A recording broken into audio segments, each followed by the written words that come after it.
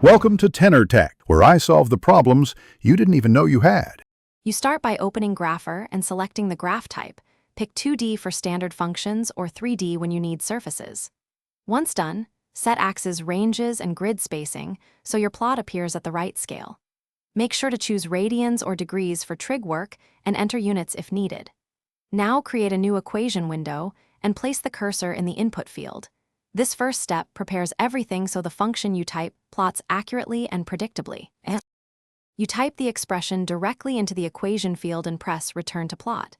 Use standard operators and parentheses to control order of operations. If you want dynamic exploration, add a parameter like a and create a slider. Set its min, max, and step so you can animate changes.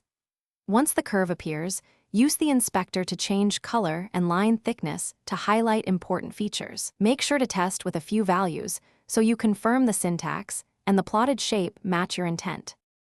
You can analyze the graph with the measurement tools and inspectors to show derivatives, intersections, or sample points.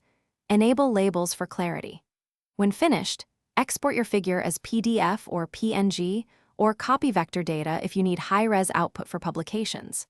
If the plot doesn't appear, check the expression syntax, confirm the domain and axis ranges include interesting values, and ensure parameters aren't set to 0 range. Resolving those issues usually restores the expected graph quickly. Thanks for watching. Subscribe to keep your life in tune.